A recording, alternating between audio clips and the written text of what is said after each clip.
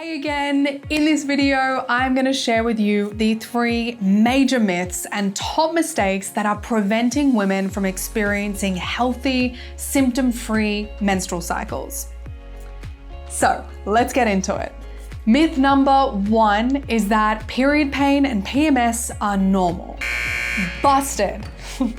Symptoms of PMS such as mood swings, sore breasts, uncomfortable bloating, anxiety, fatigue, cramps, the list goes on. These symptoms are not biologically normal. They are statistically common. 95.2% of women suffer from physical and emotional symptoms of PMS every month. 55% have pain significant enough to require medication and severe enough to impact their daily lives. I remember learning this and thinking, wait, what is going on here? It's going to be really hard for women to move forward towards full equality and to live their most fulfilled, impactful lives if so many are held back by suffering every month and no one's doing anything about it. Society tells us that these symptoms are normal and inevitable and part of having a period. And I am here to tell you that they are anything but. I get messages all of the time. What are you talking about, Nikki? It's normal. Everyone gets period pain. But there is a very big difference between common and normal. The distinction is, can it be fixed? If you can eliminate PMS and cramping, but everyone keeps talking about it as normal, then no one is inspired to do anything about it, and they just end up putting up with unnecessary pains month after month. There's also danger in accepting symptoms as normal, as it delays investigation of underlying issues in the body, and over time, they continue to go ignored and they can only get worse. Why does it take on average 10 years for a doctor to diagnose endometriosis? I would say it has a lot to do with period pain being dismissed as normal and not taken seriously. The truth is, optimal hormonal health and menstrual health will not present with symptoms of PMS, irregularities, or pain. So you might be asking, what are these symptoms then, Nikki? Well, symptoms are the language of your body. Think of period problems like PMS and cramps as your body's way of communicating to you that there is an underlying imbalance within your body that needs addressing. The question is, are you ready to listen? Moving on to myth number 2, hormonal birth control regulates periods and fixes hormonal imbalances. Busted. I'm gonna be straight with you, okay? Hormonal birth control, it does not fix your cramps, PMS, acne, it doesn't fix heavy, irregular, or missing periods, it doesn't fix endometriosis, PCOS, fibroids, or any other problem or condition you may have.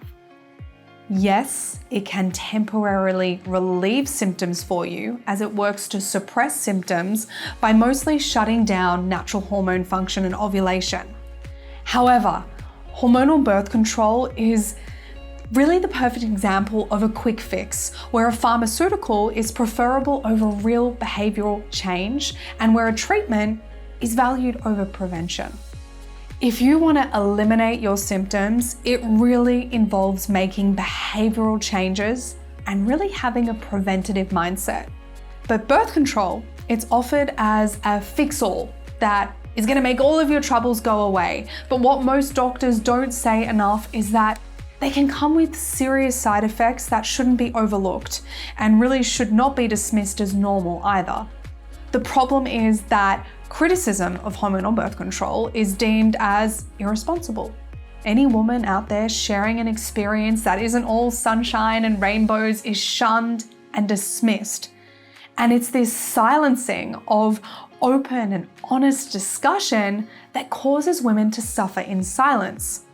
The real issue with saying that birth control fixes hormones and regulates periods is that it's only really delaying the inevitable return of the original hormonal imbalances and period problems that you experienced.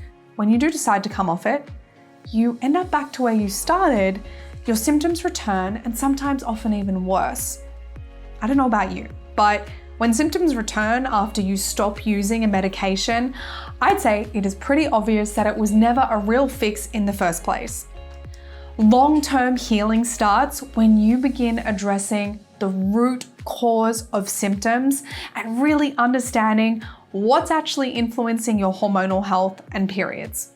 Moving on to myth number 3, it's my genes. I have no control over my period symptoms. Busted. Firstly, I want to make it really clear that your genes absolutely play an important role in your health, and all conditions have a genetic underpinning. But thinking that you have no control over your genes or your current period problems is outdated thinking, and it needs to change right here, right now.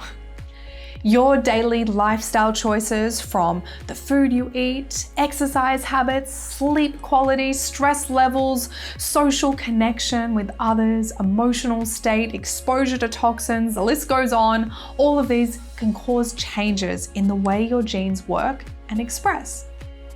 That's right, what I'm saying is that your genes can be changed by your own actions. Science supports that genetics are not our fate. And this is so exciting because you have so much more power over your menstrual health than you've ever been taught. You can optimize your diet, lifestyle, and environment to take your hormonal, menstrual, and overall health to new epic levels. And this is what I can teach you, and it is life-changing stuff.